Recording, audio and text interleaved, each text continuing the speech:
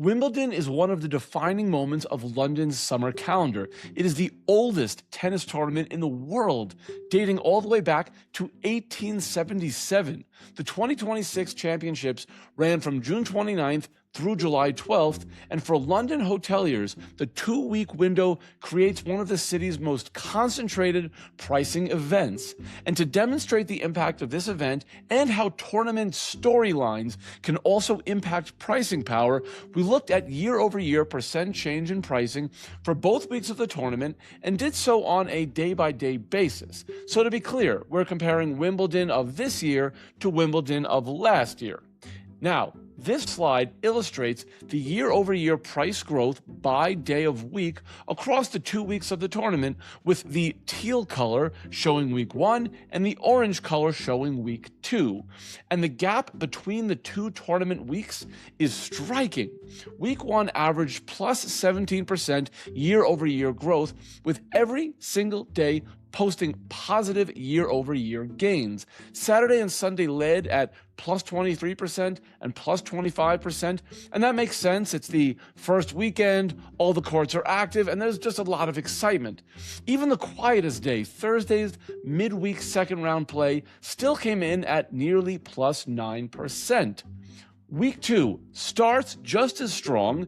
First 3 days all matched or outperformed their week 1 equivalents, with Tuesday posting the tournament's biggest single-day spike at plus 33.7% year over year.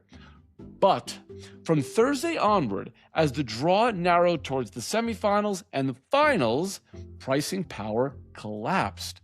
Thursday, Friday, and Saturday all hovered near 0%, and final Sunday dropped negative 12% year over year. Week 2 averaged just plus 9% year over year overall, roughly half of week 1's pace. So why would this be? Here's what I think, and my theory shows how much narratives and storylines matter in revenue management. The 2025 tournament was a special one because Carlos Alcaraz had won Wimbledon in each 2023 and 2024, and he was chasing the three-peat in 2025. He ended up making it to the finals and losing, but nevertheless, when hoteliers were revenue managing for the final few days of the tournament in 2025, I think they were really able to drive pricing for spectators who wanted to see the possibility of Alcaraz winning his third Wimbledon in a row. So for that reason, I think there was a super pricing premium baked into the hotel pricing for the final few days of the 2025 tournament.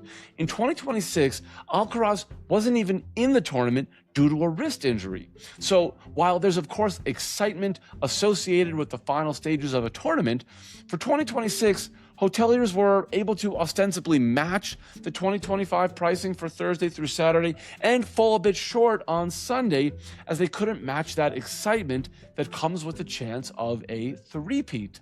So what is the takeaway for hoteliers? We say it all the time. For revenue managers, it's not enough to simply know what events are coming to town. That is only half the story.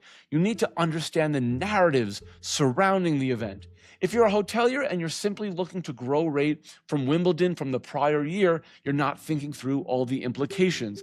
Last year, going into the tournament, hoteliers were able to set and hold elevated prices for those final few days of the tournament. With the chance of Alcaraz winning his third Wimbledon in a row, hoteliers were able to use that as pricing leverage. In 2026, that was gone. So rate setting based on the finals pricing from 2025 is not an apples to apples benchmark.